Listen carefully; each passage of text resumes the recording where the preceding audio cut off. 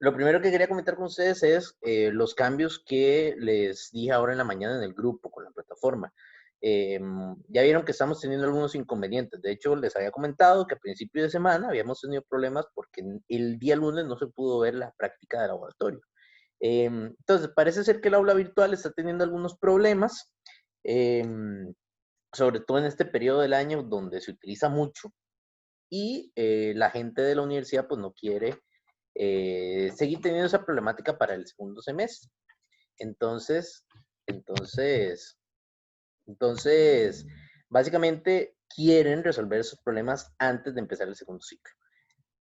Vamos a tener entonces cerrada el aula virtual del sábado 4 al miércoles, no, perdón, al martes 7. No se va a poder hacer nada en esos días, entonces vamos a tener que mover el esquema del laboratorio. El reporte me lo pueden entregar, se mantiene la fecha, por ahí no hay problema, me lo entregan igual el sábado, pero me lo envían al correo. El quiz sí no lo podemos hacer, entonces vamos a realizarlo el próximo miércoles, y vamos a tenerlo habilitado del miércoles a miércoles todo el día, al viernes al mediodía, para tener exactamente el mismo tiempo para realizar la prueba. Yo les podría haber dicho que corramos el quiz al viernes, pero realmente me parece injusto que quitarles la capacidad de tener 2 días para hacer la prueba y reducírselas a solamente un día para la prueba. Entonces, vamos a dejarlo para el miércoles. ¿Qué va a pasar con la práctica 5? Que es la que vemos la otra semana. Bueno, posiblemente lo que vayamos a hacer es correr los días de manera que encajen ahora empezando miércoles en vez de empezar el lunes. Pero yo les voy a mandar un esquema detallado de cómo va a quedar esa práctica y cuáles van a ser las fechas de entrega de reportes y entrega de quizzes. Que ya ahí nos toca un reporte largo. Entonces, pues ahí yo les indicaría, ¿verdad?, cuáles son las fechas de las entregas. Como para la próxima práctica nos toca entregar el reporte largo, yo les voy a subir lo antes posible, y yo les estaré avisando, pero posiblemente, tal vez para el lunes de la próxima semana, les estaría subiendo revisados los reportes largos de la práctica 1. La idea es que ustedes tomen ese documento, lo revisen bien y vean todas las correcciones que yo les hago para que entonces no cometan esos errores a la hora de hacer el reporte largo 2. Entonces, el lunes yo se los envío, posiblemente no se los pueda subir a la plataforma, se los envío por correo, entonces, para que lo revisen y resuelvan cualquier duda que quede de por medio. No sé si tienen alguna duda con este cambio en la modalidad.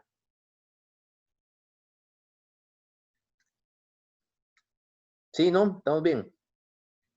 Una pregunta, entonces, cambiarlo al miércoles va a ser más bien que se alargue más el periodo que vamos a estar en el laboratorio en vacaciones. Vamos a ver cómo lo manejamos. Como técnicamente ustedes ya están en vacaciones, ¿verdad? Yo siento que no habría tanto inconveniente con que ustedes tuvieran, tal vez para esta práctica que viene, sí sería importante que tengan todo el tiempo que les estamos dando para hacer el reporte de algo. Pero creo que la última práctica la podemos hacer en menos tiempo. Entonces, posiblemente lo que vayamos a hacer es correr las fechas de laboratorio 5 y reducir los días de laboratorio 6 para que entonces puedan salir en el mismo tiempo y no tengamos que estar arrastrando más tiempo. Ok, gracias. Ok, ok, Ok. chicos, más preguntas por ahí. ¿Y hasta cuándo quedaría tiempo de entregar entonces el reporte? ¿Hasta el La sábado fecha o viernes? de este reporte se mantiene, es hasta el sábado al mediodía, sábado 4 al mediodía, pero me lo tienen que enviar por el correo, porque la aula virtual va a estar deshabilitada. Ok, y el quiz sería el miércoles. El quiz lo pasamos del miércoles al viernes de la próxima semana. Ok, ok, ok. Ujú. Ok, ¿qué más? Por ahí, chicos, ¿estamos bien? Profe, yo acabo de entrar, ¿cómo es? Vamos, bueno, básicamente es el mismo sistema que les expliqué ahora en el chat. Vamos a mantener para esta práctica que estamos haciendo, el laboratorio 4, vamos a pasar, perdón, vamos a mantener la entrega del reporte el sábado 4, ahí sin cambio. El examen lo vamos a pasar de el miércoles, sería así, 8 al viernes 10 de julio al mediodía. Y las otras fechas para la práctica 5 yo se las voy a enviar por correo electrónico para que lo tengan bien detallado cómo vamos a hacer los cambios. ¿De acuerdo? Ok, ok, gracias. Sí, claro. Perfecto. Profe, entonces básicamente lo que se va a hacer es que se va a comer las fechas por culpa de que no va a estar el aula virtual habilitada. Se van a correr las fechas porque la aula virtual está inhabilitada, exactamente. Ujú. Exacto, exacto. Profe, entonces, ¿cómo hacemos para visualizar el reporte o algo así? Porque, por ejemplo, yo lo que hago es como descargarlos de ahí del aula. Y como Bueno, está en mantenimiento, no sé yo si se les puede entrar. recomendaría que, bueno, la idea no es que hagan el reporte el mismo sábado en la mañana, ¿verdad? En 4 horas. Yo me imaginaría que ustedes, previo a eso, ¿verdad? Ya deberían haber descargado el documento y los archivos que ocupan para poder realizarlo. Tal vez lo que no puedan visualizar, lo que les haga falta para hacer el reporte es el video de YouTube. Eso sí se los puedo facilitar se los puedo enviar al grupo de WhatsApp. Entonces ahí les envío el link del video para que ustedes lo puedan visualizar y los archivos que ustedes ocuparían para realizar el reporte, que es básicamente ese documento de Word que dice reporte, sí descarguen lo previo y ya lo tienen en la computadora para poder trabajarlo. Ahora, después de que terminamos la reunión, les envío el enlace del video para que lo tengan por su lado también. Ok, profe, está bien, gracias. Okay, Igual se vamos. pueden copiar del aula, profe. Los videos, sí, claro, sí, también. Si Ajá. ustedes quieren copiar el video y tener ahí el enlace, pues también, no hay problema. Pero yo se los paso por si acaso. Ok, más Y yo, preguntas, chicos. pero yo creo que también si uno los busca ahí, bueno, en el buscador de YouTube le Sí, salen, si uno pone si el uno nombre, sale, aparecen. Si uno pone el nombre, aparecen. Ujú. Ok, sí. más preguntas, chicos. Yo tengo, pero con respecto a ya A la el práctica. reporte. Ajá. Ok, bueno, vamos a entrar entonces directo a la práctica. Em,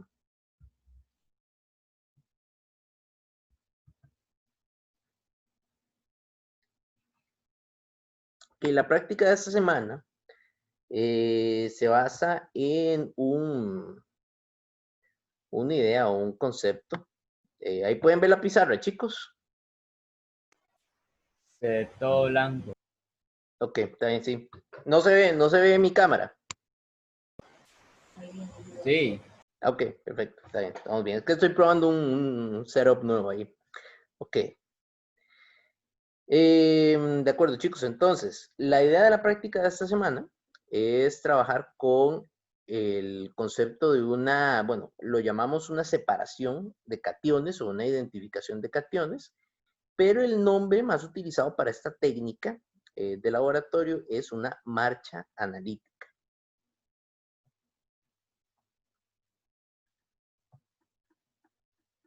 Recordemos que la química analítica lo que busca es identificar las sustancias químicas que hay en una disolución o en una muestra que no sabemos cuál es su composición. Entonces, por analítica, aquí lo que estamos diciendo es que vamos a buscar o vamos a identificar cuáles son los componentes de una muestra. En este caso, lo que tenemos son varias disoluciones y lo que queremos identificar son cuáles cationes tienen esas disoluciones. Se le llama marcha también porque es una serie de pasos consecutivos que se realizan para poder identificar y sobre todo también separar un catión de otro. Entonces es una serie de pasos para identificar sustancias. Realmente podemos aplicar ese concepto no solo a cationes, podemos aplicarlo a aniones, podemos aplicarlo a otro tipo de especies químicas, pero en este laboratorio vamos a verlo enfocado a una separación de cationes.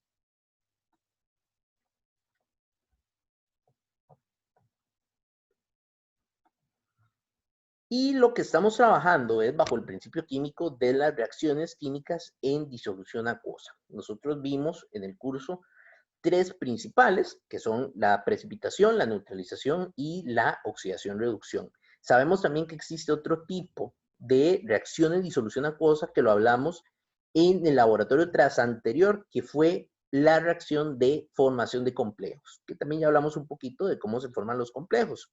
Eso es una cuarta categoría de reacciones en disolución acuosa.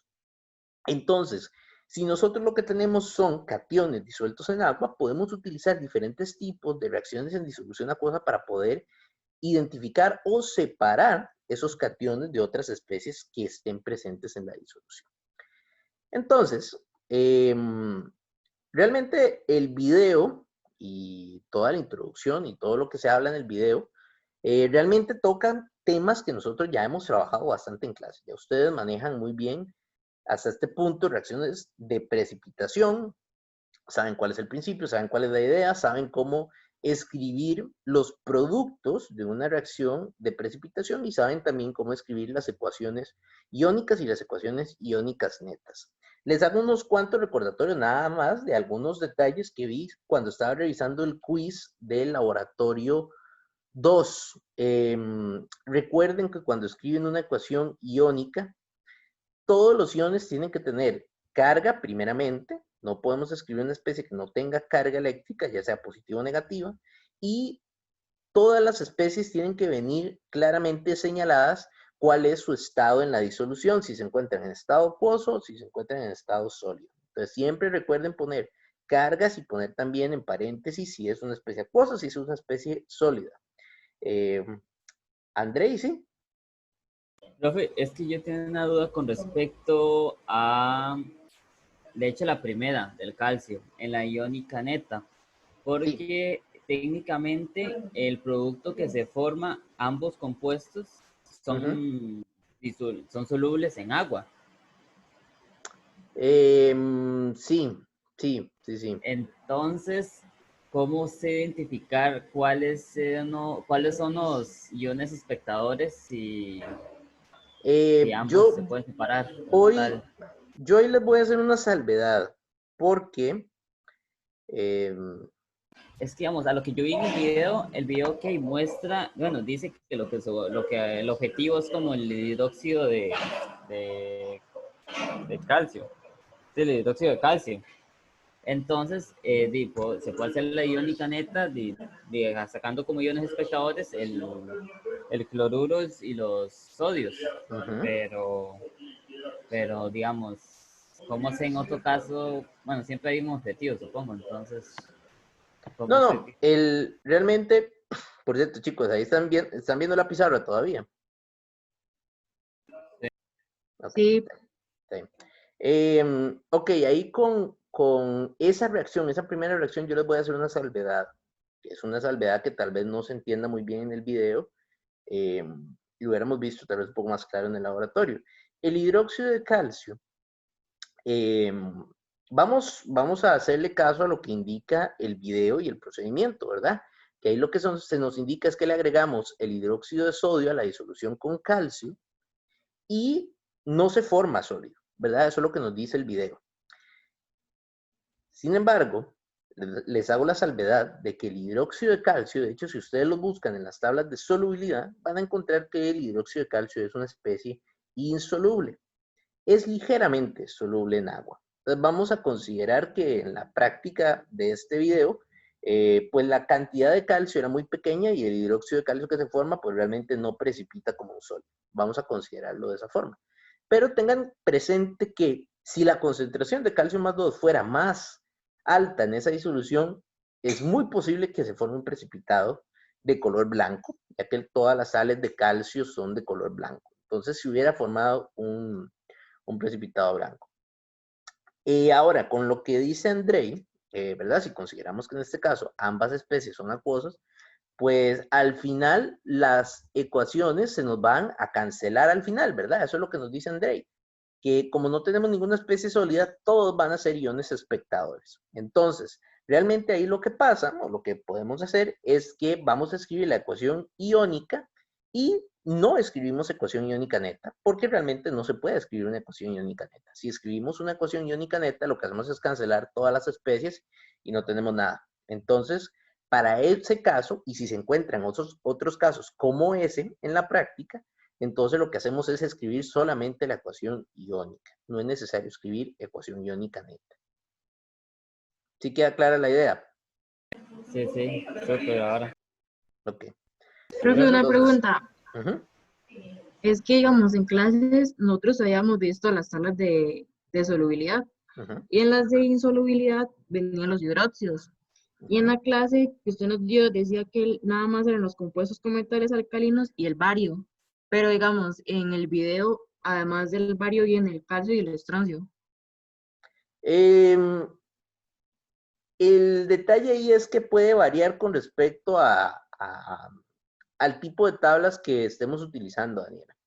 Realmente yo en el curso, para no hacerles demasiado embrollo, ¿verdad? Yo uso la tabla que viene en el Chang, ¿verdad? Que es nuestro libro base. Entonces, si el Chang dice en la tabla de solubilidad que vamos a considerar la hidróxido de calcio como una especie soluble, entonces, para términos y efectos de evaluación del curso, yo se los consideré como una especie soluble.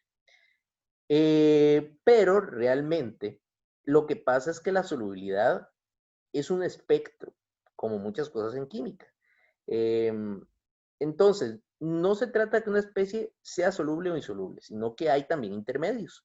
Hay especies que son moderadamente solubles. Entonces, la salvedad que yo les haría para que entiendan esto es que en realidad nosotros tenemos que considerar que todos los compuestos iónicos son solubles, aunque sean una medida muy pequeña.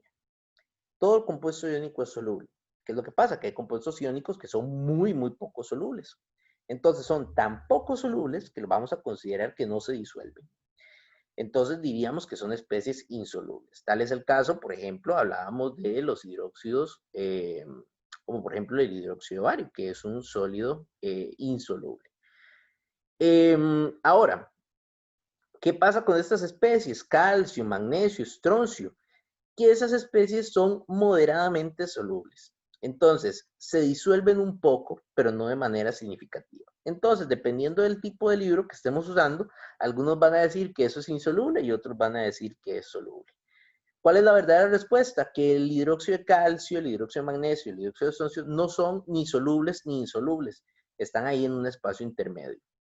Pero en todo caso, yo, para efectos personales, ¿verdad? Por experiencia, generalmente considero esas especies como especies insolubles. Pero en todo caso, como les digo, vamos a hacer una salvedad para este laboratorio y vamos a considerar, por ejemplo, que el hidróxido de calcio sí se disuelve relativamente.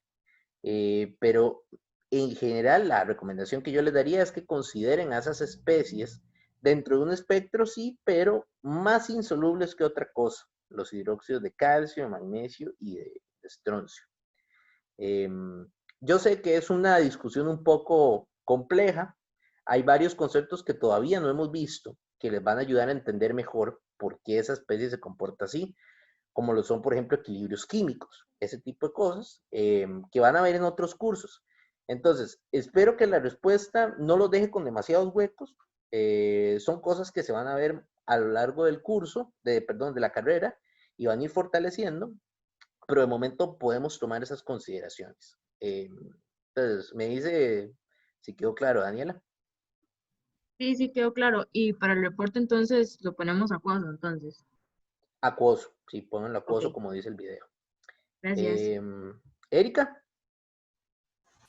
Profe, es que digamos, yo ya lo había hecho y lo había trabajado como si fuera un sólido, entonces lo puedo no hay dejar así. problema, no hay problema, Ok. no hay problema. Realmente, si fuéramos a hacer eso en el laboratorio, eh, posiblemente sería un sólido. Eso es lo que les digo. Lo que no quiero es generarles confusión, ¿verdad? Con lo que les dice el video. Entonces, por eso les digo que lo tomen como acuoso, como dice el video. Pero realmente, si lo pusieron como sólido, no hay ningún problema. Realmente es muy posible que eso sea lo que pasa en el laboratorio, que lo que tengamos sea un sólido. Entonces, no hay problema por ese lado, Erika. Profe, entonces para este reporte vamos a utilizar todo como lo dice el video, que si dice que el hidróxido de Sí, calcio sí, sí, sí. es insoluble, entonces Ujú, digo sí. que es Pero, soluble, entonces lo ponemos como si fuera soluble. ujú, exacto. Pero realmente creo que ese es el único punto discutible del video. Todo lo demás en el video está muy claro y todas las demás reacciones, pues, sí son muy claras en ese sentido, de qué es acuoso, qué es sólido, eh, etcétera. Es tal vez esa reacción, la única, la primera es la única que tal vez sí merece un poquito de discusión al respecto. Pero por todo lo demás, no hay ningún otro detalle como para recordar adicional.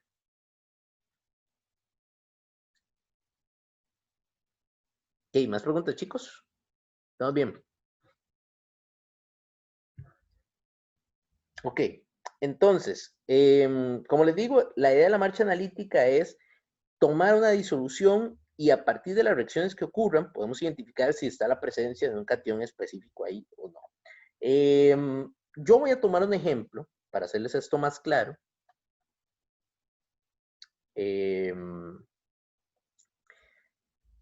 Y vamos a tomar el ejemplo de una disolución. Vamos a asumir que nosotros tenemos una muestra. Y en esta muestra tenemos 3 cationes de interés. Tenemos plomo, que generalmente el plomo tiene carga más 2. Lo tenemos ahí acuoso. Tenemos mercurio, que también generalmente tiene carga más 2 y está acuoso. Y tenemos, vamos a ponerle plata, que también está acuosa, pero generalmente tiene carga de más 1. Entonces, nosotros tenemos nuestro tubo de ensayo, ¿verdad? Y ahí dentro del tubo de ensayo tenemos la disolución y en esa disolución tenemos esos 3 cationes. Y nosotros queremos separar esos cationes unos de otros. Entonces podemos utilizar las reglas de solubilidad para guiarnos y separar esas especies.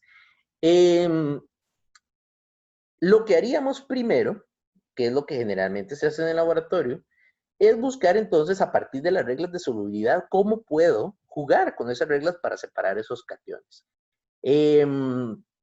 Por ejemplo, si nos fijamos en las tablas de solubilidad, vamos a encontrar que en el caso de los cloruros, vamos a tener algún aspecto interesante, sobre todo con la plata, que ese también lo mencionan en el video. Mencionan que el cloruro de plata es un sólido que es blanco. Entonces, podríamos utilizar el cloruro de plata como un primer paso para hacer una separación de una especie plata, por ejemplo. Luego tendríamos que seguir jugando con las otras especies para ver cómo vamos separando. Pero bueno, la idea de la marcha es entonces identificar con qué cation podemos empezar la separación. Vamos a decir que vamos a empezar separando esa plata de la disolución en la forma de una especie insoluble de plata como lo es el cloruro de plata. Entonces, si yo quiero separar cloruro de plata, puedo agregar cualquier disolución que tenga el anión cloruro. Puede ser cloruro de sodio, cloruro de litio, cloruro de potasio. Cualquier cloruro me va a servir en este caso para entonces agregarlo y de esta manera formar la especie cloruro de plata sólida. Entonces ya con eso podemos separar una especie sólida de las demás especies que permanecen en disolución. ¿Cómo hacemos eso en el laboratorio? Bueno, nosotros tendríamos nuestro tubo de ensayo, agregaríamos a nuestra disolución el cloruro seleccionado y entonces se formaría la plata, el cloruro de plata en el fondo del recipiente, que es lo que vemos en las imágenes de la presentación. ¿Qué hacemos después? Nosotros vamos a tomar ese tubo de ensayo con el sólido en el fondo, ¿verdad? Y lo vamos a llevar a un equipo que se llama una centrífuga.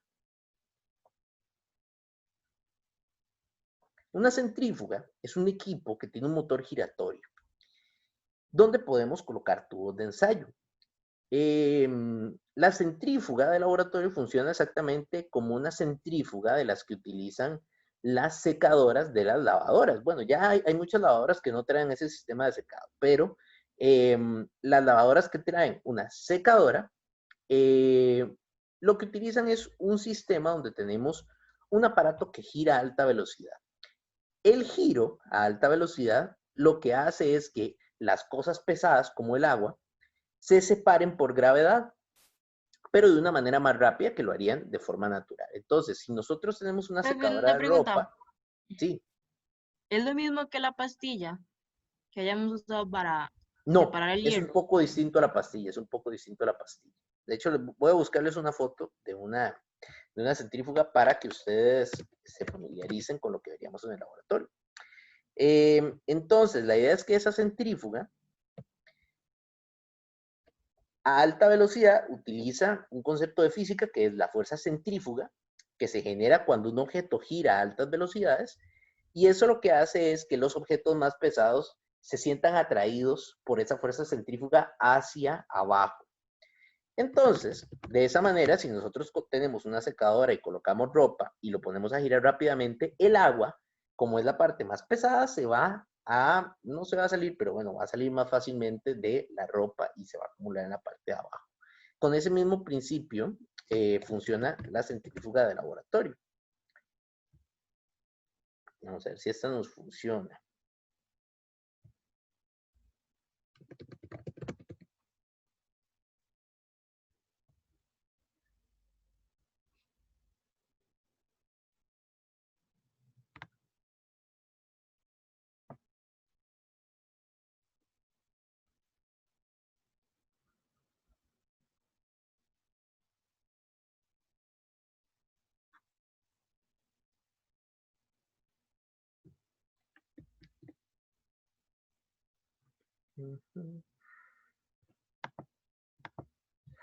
Ok, no lo puedo hacer así. Vamos a hacerlo de esta manera.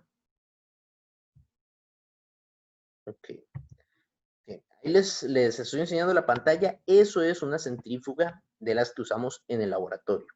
Entonces, lo que tiene es un carril en la parte de adentro donde podemos colocar tubos de ensayo, como podemos verlo en esa imagen. Entonces, dentro del carril ponemos los tubos de ensayo, luego cerramos la tapa, le decimos a qué velocidad queremos que gire y ese aparato va a empezar a girar y por gravedad, entonces, todos los sólidos que estén en el tubo de ensayo se van a precipitar al fondo del recipiente. Entonces, puede que una precipitación de una reacción química, pues tengamos que dejarla unas cuantas horas en el tubo de ensayo para que precipite por sí sola todo el sólido por gravedad. Pero en una centrífuga podemos en 30 segundos separar completamente todo el sólido del líquido.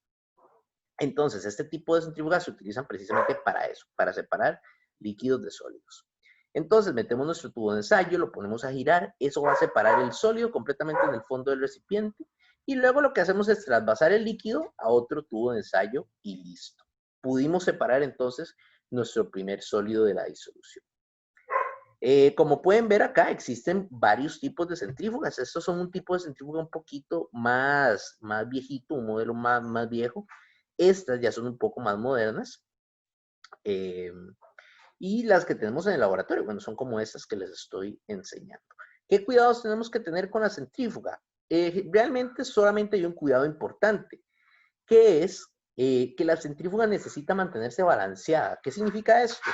Que si nosotros colocamos un tubo de ensayo dentro de la centrífuga, en una posición, tenemos que colocar otro tubo de ensayo con una cantidad similar de contenido exactamente enfrente de la centrífuga. Por ejemplo, vamos a ver si en esta se ve un poco más claro, tal vez en esta. Por ejemplo, si yo fuera a poner un tubo de ensayo acá a la izquierda, tengo que poner un tubo de ensayo también a la derecha. Se puede llenar simplemente con agua. La idea es nada más que tenga una masa parecida. ¿Para qué? Para que entonces a la hora de girar, la máquina se mantenga balanceada. Si solamente tenemos un tubo, el peso se dirige solamente hacia un lado de la balanza y eso puede dañar. Entonces, el cuidado que hay que tener a la hora de usar la centrífuga es eso, colocar tubos de ensayo unos enfrente de otros para mantener balanceado el sistema. Brandon. Profe, esa puede ser la razón por la cual tal vez, bueno, en la lavadora de mi casa tiene un problema que cuando se le echa muy poca ropa no funciona, como que no funciona bien. Entonces esa puede ser la razón. Es exactamente por eso, Eso lo que pasa es que la ropa, si usted está agregando muy poca ropa, puede que el peso de la ropa esté desnivelado, o sea, que haya más ropa de un lado de la secadora que de otro. Entonces, por eso es que, bueno, las más modernas no funcionan del todo. Unas que son un poquito más antiguas funcionaban todavía, es decir, permitían que la centrífuga funcionara, pero la lavadora se empezaba a tambalear por todo lado. Entonces, ese es el cuidado que hay que tener con esos sistemas de centrífuga. De hecho, sí, cuando uno llena una secadora de una lavadora, lo que hace es tratar de que la ropa quede toda lo más nivelada posible, lo más balanceada, para que entonces a la hora de girar no se genere algún tipo de vibración adicional o algún problema que pueda dañar, en ese caso, la lavadora. Pero sí, ese es el principio. Entonces, chicos, eso lo usamos para muchas cosas en el laboratorio, lo utilizarán también en otros cursos, para diferentes aplicaciones, pero una de las más básicas es separar sólidos de líquidos en un tubo de ensayo. Entonces, con eso ya entonces podemos separar nuestros primeros cationes de la disolución. Y podemos decir que entonces, por un lado, vamos a tener ya el sólido. Después de la centrífuga tendríamos el HCl sólido por un lado y por otro lado tendríamos el líquido que sigue teniendo plomo acuoso y mercurio acuoso. Luego, podemos hacer algo también para separar esos cationes. Hay una reacción muy interesante que viene en el video, y ya también se las he mencionado bastante en clase, que es la reacción que ocurre entre el plomo más 2 y un anión que hace que precipite un sólido amarillo, que es el yoduro. Entonces podemos también agregar a esa disolución otra disolución de yoduro, de cualquier yoduro, y formar yoduro de plomo, que es esta especie de acá, que es un sólido de color amarillo. ¿Qué hacemos? Nuevamente tomamos nuestro tubo de ensayo, ¿verdad? Lo llevamos a la centrífuga y separamos el plomo, yoduro de plomo sólido, de lo que nos quedaría en la disolución, que sería solamente entonces el mercurio. Mercurio más 2 acuoso. ¿Qué hacemos con ese mercurio? Bueno, el mercurio es una especie un poquito más compleja de trabajar, porque ya no forma interacciones tan fácilmente con estos cationes sencillos. Sin embargo, podemos aprovechar el segundo tipo de reacción que vemos en los sistemas con los que estamos trabajando, que es la reacción de formación de complejos. Entonces podemos formar un complejo con el mercurio. ¿Cuál es la ventaja de los complejos? Que los complejos, como vimos en clases anteriores, tienen cadenas de átomos muy grandes, tienen muchas cantidades de especies, y eso generalmente significa que son especies o sólidas o que son líquidos muy densos. Entonces, podemos separarlo fácilmente de una disolución acuosa. En el caso de esta reacción que les voy a mostrar aquí, es la formación de un sólido, pero en el laboratorio que ustedes realizan, donde hay una formación de un complejo, es un complejo líquido. Lo que pasa es que es un líquido de diferente densidad, entonces igualmente se separa de lo que queda en disolución acuosa. Entonces, este mercurio lo podemos acomplejar con varios reactivos diferentes de acomplejamiento. Uno de ellos, que es muy utilizado, que lo van a trabajar también más en analítica, se llama el ácido etilendiaminotetracético, que se abrevia como EDTA por sus siglas. Entonces, el EDTA va a reaccionar con el mercurio, va a darse una formación de un complejo que de momento, como a nosotros no nos interesa pelear con nomenclaturas de complejos, nada más vamos a poner que es un complejo de mercurio con EDTA. Esto es un sólido grisáceo o de color negro, dependiendo de la concentración de mercurio, y precipita. Entonces simplemente lo podemos nuevamente pasar a la centrífuga y lo obtenemos finalmente como un sólido. EDTA. Entonces, básicamente este es el proceso que seguiríamos en una marcha analítica. Esto que estoy haciendo yo es básicamente lo que ustedes van a hacer para el reporte. Tienen que tomar cada una de las reacciones del laboratorio, escribir la ecuación general, la ecuación iónica neta, y al final tienen que armar también un esquema de separación que viene ahí pegado en el reporte, nada más lo tienen que modificar. Pero la idea es esta, que vayamos separando las especies químicas poco a poco. Este tipo de marcha analítica en específico es una marcha analítica muy importante a nivel ambiental porque esos metales que tenemos ahí, que son plomo, mercurio y plata, son lo que conocemos como metales pesados y son metales que son tóxicos para la salud humana y del ambiente. Sobre todo plomo y mercurio, que estoy seguro que ya ustedes han escuchado hablar mal del plomo y el mercurio, pero la plata también es un metal que puede generar problemas. ¿Cuál es el problema de esas especies? Que si nosotros las ingerimos, por el tamaño que tienen, llegan a sustituir a otros metales que sí son necesarios para nuestro funcionamiento y nuestro organismo. Entonces, hay una reacción de sustitución con esos metales y esos metales se empiezan a acumular en nuestro cuerpo y eventualmente pueden llegar a niveles tóxicos. Por eso es que hay que tener cuidado. Entonces, esto es un método analítico bastante utilizado para separar estas especies que pueden ser contaminantes. Ok, chicos, eso sería básicamente lo que les toca hacer para el laboratorio. Entonces, no sé si tienen dudas, algo que no les haya quedado claro, o de las reacciones que tenemos ahí en el video, ¿sí? A mí lo que no me quedó muy claro es que entonces todo tenemos que pasar a PowerPoint, todo lo tenemos que hacer en PowerPoint. Sí, yo sé que está un poco enredada la instrucción, pero básicamente lo que queremos que hagan es que tomen las imágenes que están en el Word, porque me parece que vienen como imágenes, y esa imagen la copien y la pegan en el PowerPoint. Y en el PowerPoint, pues es más fácil que ustedes escriban las ecuaciones encima, no es tan problemático.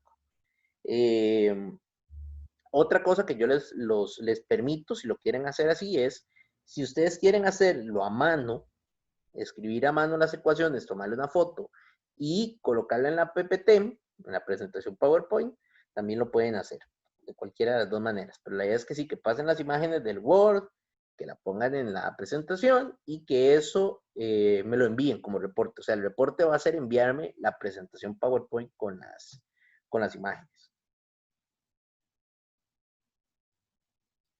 Ok. ¿Qué más, chicos?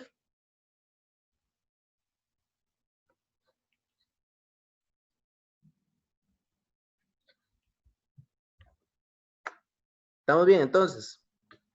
Y Ok, chicos, bueno, entonces dejamos por acá entonces.